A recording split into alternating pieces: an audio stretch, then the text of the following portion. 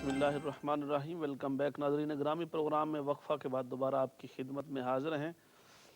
یہ پروگرام آپ کی خدمت میں بہار شریعت کے عنوان سے پیش کیا جا رہا ہے، اور اس میں آپ اپنے سوالات کے ساتھ تشریف لاتے ہیں اور ان کے قرآن و حدیث کی روشنی میں جوابات پیش کیے جاتے ہیں۔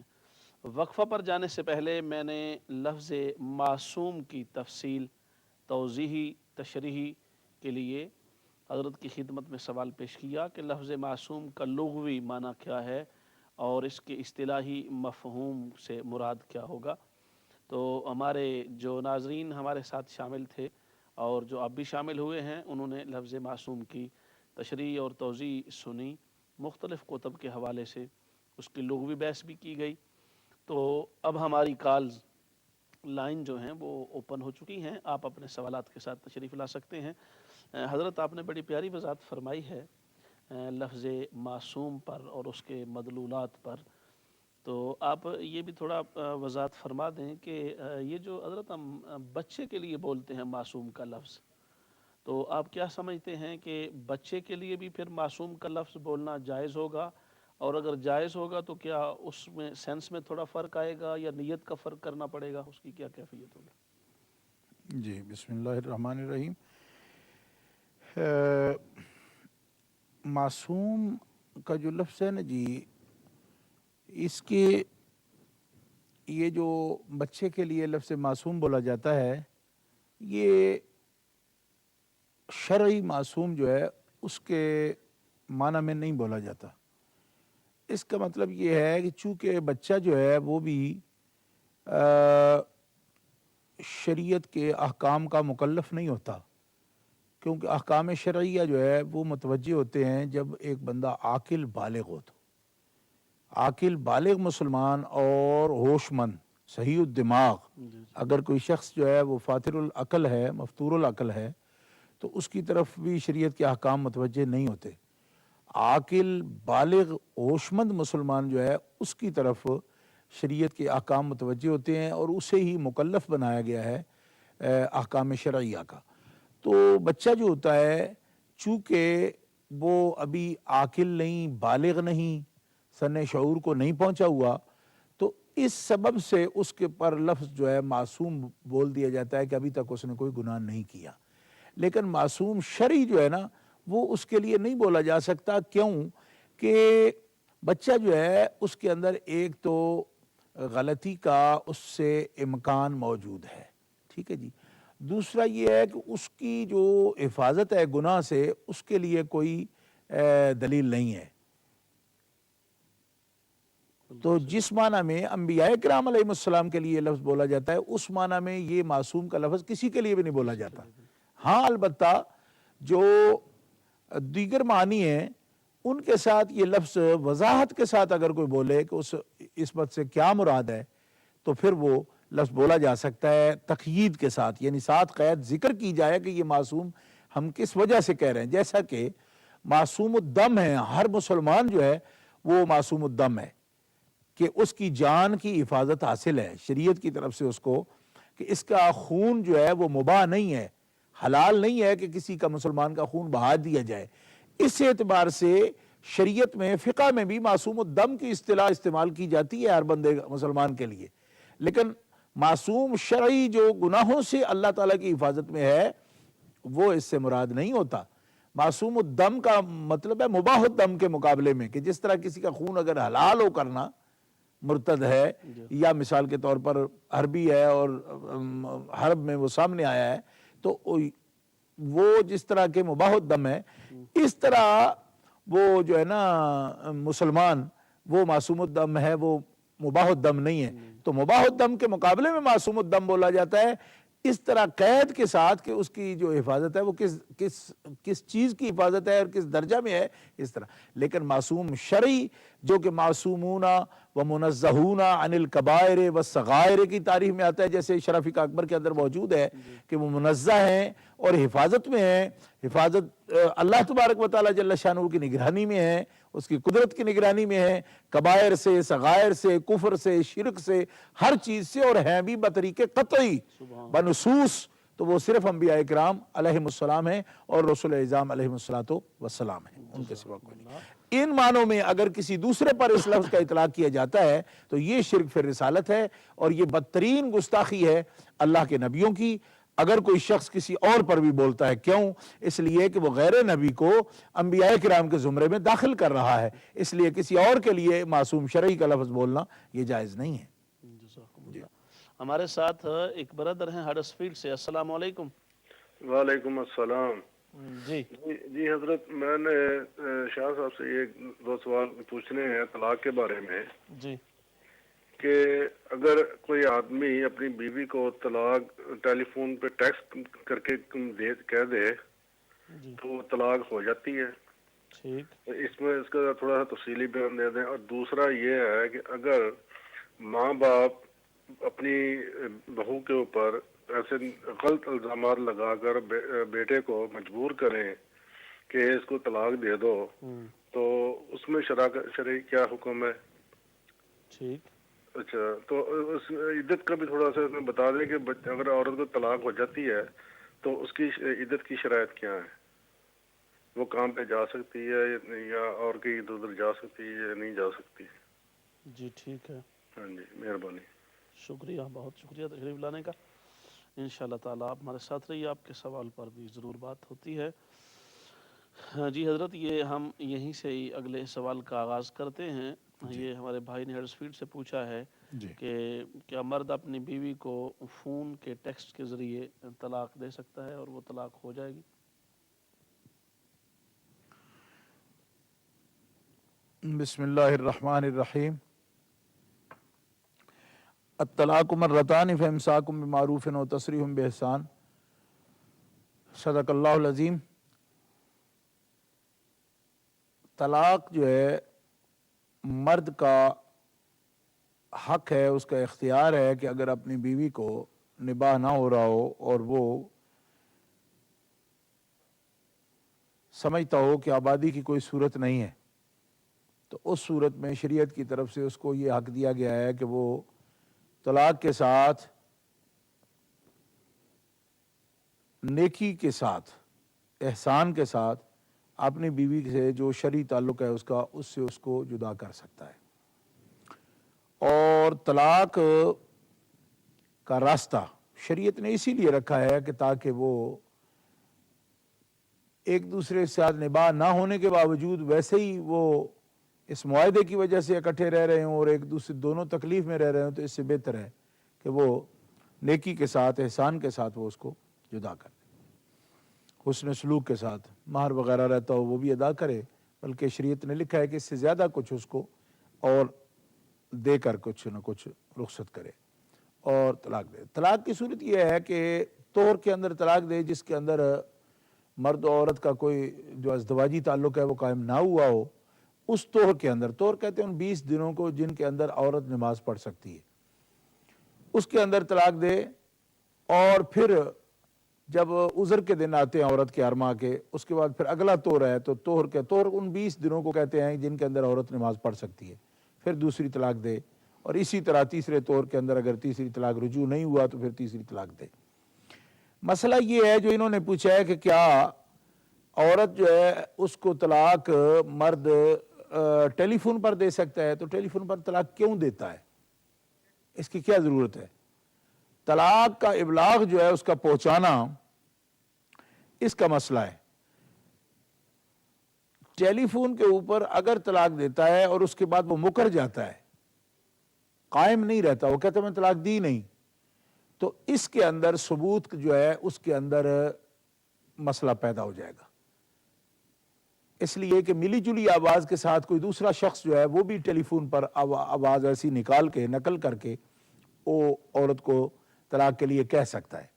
لیکن اگر ٹیلی فون پر طلاق مرد نے دی ہے اور پھر وہ اس کا مقر ہے، اقرار کرتا ہے کہ میں نے دے دی ہے، تو پھر وہ طلاق واقع ہو جائے گی، اس میں کوئی شک و شبہ نہیں رہے گا۔ اور ٹیکسٹ کی بھی یہی صورت ہوگی؟ ٹیکسٹ کی بھی یہی صورت ہوگی، یعنی یہ جو میسج وغیرہ کیے جاتے ہیں اس کی بھی یہی صورت ہے۔ وہ تو خیر کتابت ہوئی، اور اس میں بھی امکان رہتا ہے کہ کوئی دوسرا شخص بھی یہ کر سکتا ہے، اس کے نمبر سے بھی کر سکتا ہے۔ اس لیے ایسی جو چیزیں ہیں ثبوت کی، اس صورت میں اگر مرد یہ کہتا ہے کہ میں نے آپ کو ٹیکسٹ کیا تھا، मैसेज किया था मैंने, और यानी औरत को बाद में मुखातब करके या और मर्दों के सामने, गवाहों के सामने ये कह देता है कि मैंने उसको टेक्स्ट मैसेज कर दिया है, मैंने उसको तलाक दे दी है, इसकी खबर दे देता है, उस सूरत में वो तलाक वाक़या हो जाती है।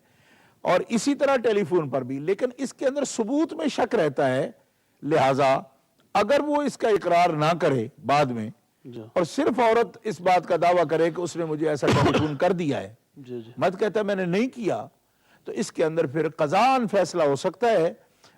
इसको यूं नहीं कहा जा सकता कि टेलीफोन पर दी है तो हो गई है। क्यों कि टेलीफोन की गवाही, टेलीफोन की इत्तला जो है उसमें यकगुना शुबा बरकरार रहता है हर लिहाज से। लिहाजा करने वाला टेलीफोन जो अपना नुकसान कर रहा है, जाहिर है कि इसमें मर्द जब तलाक देता है तो औरत उसके निकाह से निकल जाती है ना, तो लेकिन अपने नुकसान पर जब कोई मुतकल्लिम मुक़र्र हो जाता है तो फिर वो किसी झगड़े के बगैर उस बात को तस्लीम कर लिया जाता है, यानी उसका नुकसान भी हो और वो इकरारी भी हो कि मैंने ऐसा किया है, तो उस सूरत के अंदर उसकी बात को तस्लीम किया जाएगा। लेकिन अगर वो इसका इनकारी हो तो इस सूरत में यूं हुक्म लगाना कि चूंकि टेलीफोन आ गया तो तलाक हो गई, इसमें कलाम है। अगर इकरारी है अपने टेलीफोन करने का बाद में भी तो वाक़या होगी, अगर इकरारी नहीं है तो फिर उसका फैसला कज़ान होगा। दोनों फरीकों को काजी के सामने, मुफ्ती शरा के सामने जाकर इस कैफियत को बयान करना चाहिए और वो फिर इसका फैसला कर सकता है। हमारे साथ फारूक साहब हैं न्यू कासल से। अस्सलाम वालेकुम। वालेकुम अस्सलाम वरहमतुल्लाहि वबरकातुहू। जनाब हजूर खैरियत है? अल्हम्दुलिल्लाह जी किबला शाह साहब नु भी सलाम ते आप नु भी सलाम है। वालेकुम दो तीन सलाम। सवाल ने मौलाना साहब दे वास्ते मदरा। एक जी। ते सवाल ये है भाई नबी पाक सरकार दे फुजलाते मुबारका दे बारे विच भी की अहकाम ने साडे दीन दे विच, क्योंकि असी जिस वक्त कहने भी आप दे फुजलाते मुबारका पाक ने ते गुस्ताख कहंदे ने जी ये शिरक है ते बिदअत है ते जिस तरह भी वो कहंदे ने, ते इहदे बारे अगर शाह साहब थोड़ा जा कोई फरमान इस बारे विच। जी ठीक है। दूसरा एक किथे साडे कोई एक दो फितने उठे ने, एक बंदा कहंदा जी मैं हनफी हां ते बई कुरान पाक दे विचों उन्हें कढ के इंटरनेट ते भी दिता है भी सिर्फ 3 नमाज़ां फर्ज ने ते 5 जड़ियां ने बंदियां दे कहण दियां ने भी 3 ही ने फर्ज। इहदे बारे अगर शाह साहब थोड़ा जा कलाम फरमान ते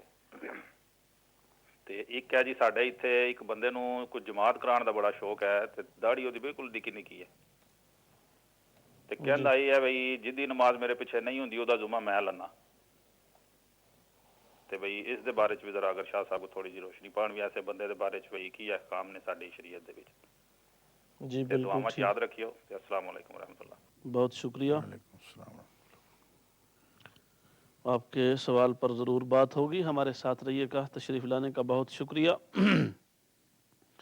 जी हज़रत, अगला सवाल था उनका यह कि बहू के ऊपर अगर कोई शख्स गलत इल्ज़ाम लगाकर अपने बेटे को भड़का कर उसको कहता है कि उसने यानी गलत इल्ज़ाम देता है और फिर कहता है कि अपने बेटे को कि बहू को तलाक दे दो, यानी अपनी बीवी को, तो इस पर शरई तौर पे उस बेटे के लिए क्या हुक्म है?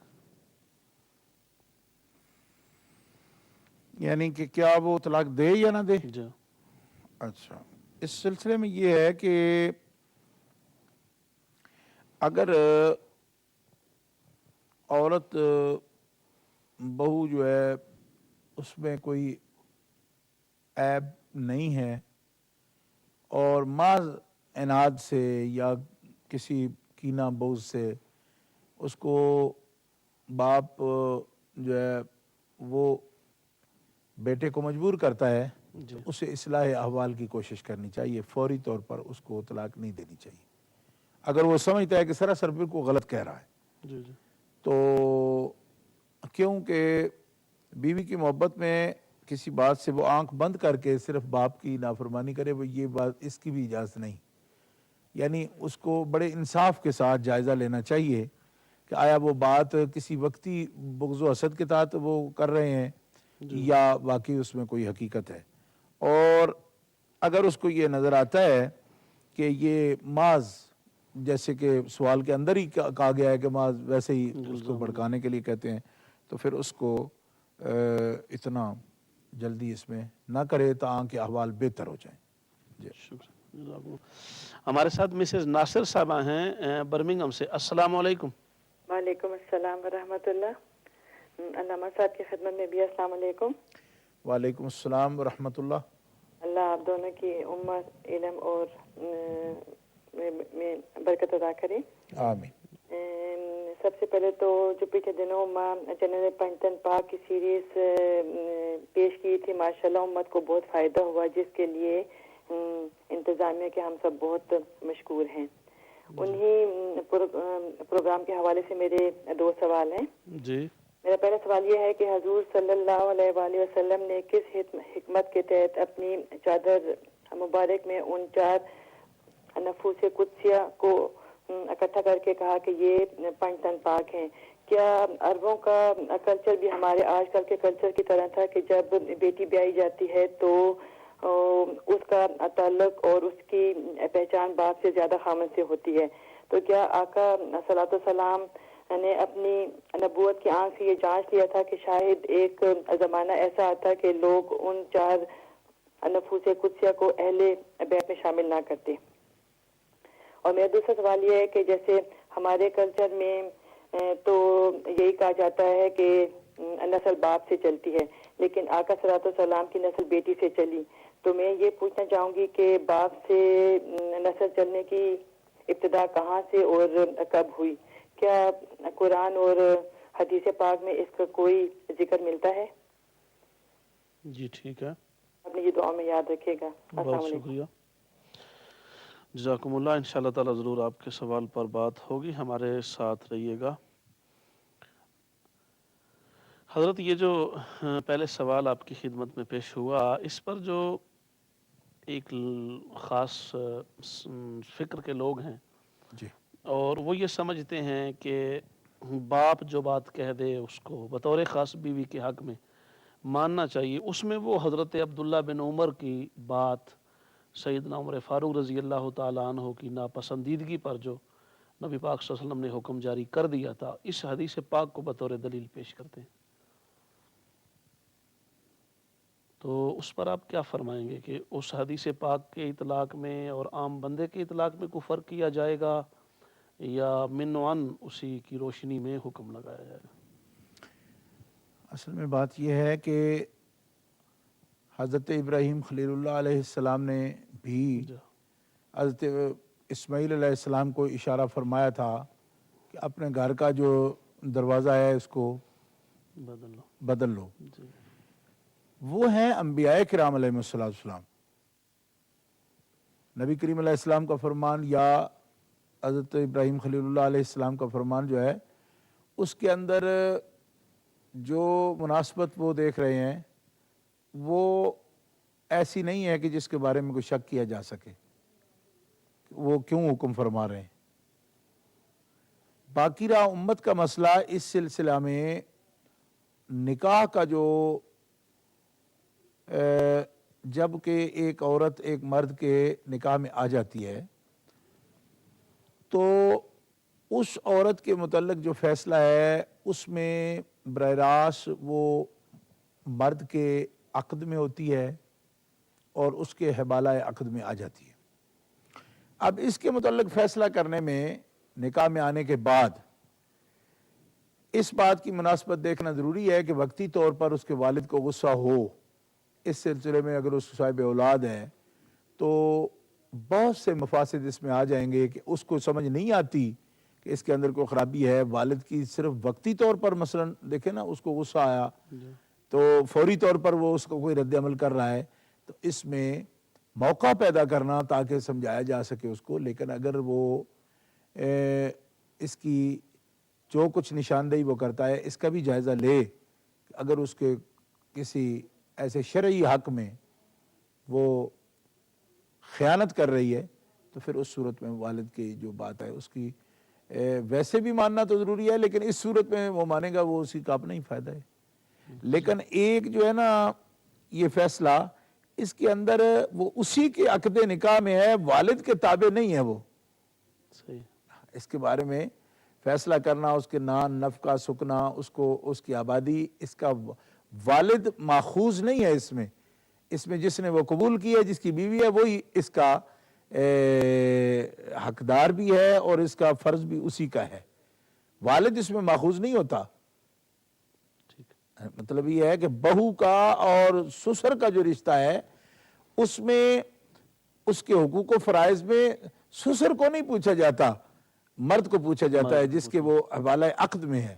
اس لیے اس فیصلے پر بھی اس کو یہ دیکھنا چاہیے کہ اب اس کے متعلق جو ہے امور عورت کے، اس کے بچوں کے، اس کی عزت کے، وہ سب اس کے مرد جس کے نکاح میں آئی ہے اس کے متعلق ہیں، صحیح، لہٰذا اس میں جلدی نہ کرے، جی جی ٹھیک ہے، جائزہ لینا چاہیے، اور جائزہ لینے کے بعد اگر وہ دیکھتا ہے کہ والد جو ہے وہ جن باتوں کی نشاندہی کرتے ہیں اس کے اندر موجود ہے تو پھر اس کو والد کی اطاعت ضرور کرنی چاہیے۔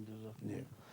ہمارے ساتھ سلمان صاحب ہیں اس لیے کہ اس برمنگھم پر سے۔ میں آپ سے یہ عرض کرتا ہوں کہ قرآن مقدس میں واضح طور پر یہ حکم ہے جی جی کہ اگر مطلب میاں اور بیوی کے اندر کوئی فساد ہے، جی جی جی ٹھیک ہے جی، یا ایک منکوحہ بہو جو جس کا نکاح ہوا ہے گھر میں بہو کی حیثیت سے سسر کے لیے ہے یا مرد کے لیے بیوی کی صورت میں ہے موجود ہے، ان کے درمیان کوئی اختلاف ہے تو اس کی اصلاح کا حکم ہے نا کہ ان کے درمیان لوگ آئیں، بات سنیں، صلح کر۔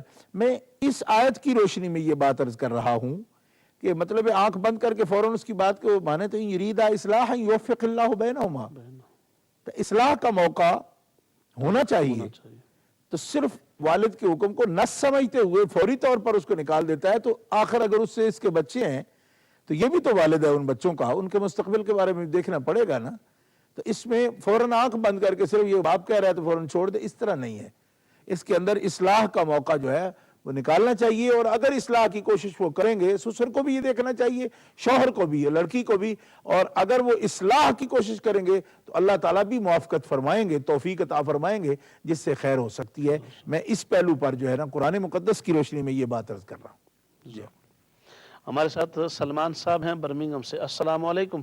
وعلیکم السلام مولانا صاحب، اور السلام علیکم شاہ صاحب، میں سلمان بات کر رہا ہوں برمنگھم سے۔ وعلیکم السلام۔ شاہ صاحب آپ سے کافی ایک دو دفعہ ملاقات بھی، اللہ نے بڑا شرف دیا مجھے آپ سے ملاقات کرنے کا۔ میں والسور میں آپ سے ملاقات ہوئی تھی ماشاءاللہ سے شان صاحب اور اہل بیت کے پروگرام میں۔ جی بالکل مجھے یاد ہے۔ خیر میں آپ سوال کی طرف آتا ہوں ماشاءاللہ سے۔ سوال یہ پوچھنا تھا شاہ صاحب، میری ماشاءاللہ وائف ایکسپیکٹڈ ہے نومبر میں، تو میں نے یہ پوچھنا تھا کہ اب بچے کی جو اذان کا ہے سلسلہ وہ کس طرح سے دینی ہے؟ میں نے یہ سنا ہے کہ سیدھے کان میں کیا کہتے ہیں صلاۃ السلام اور الٹے کان میں اذان، اور میں نے یہ بھی سنا ہے کہ سیدھے کان میں اذان اور الٹے کان میں اقامت، تو اذان کا صحیح طریقہ کیا ہے؟ بس اس بارے میں مجھے یہ پوچھنا تھا آپ سے۔ جی ٹھیک ہے، شکریہ اور السلام علیکم۔ وعلیکم السلام ورحمۃ اللہ۔ انشاءاللہ تعالیٰ ضرور آپ کے سوال پر بات ہوگی۔ ایک وقفہ کا وقت ہو گیا ہے، ناظرین آپ کی خدمت میں حاضر ہوتے ہیں، ہمارے ساتھ رہیے گا۔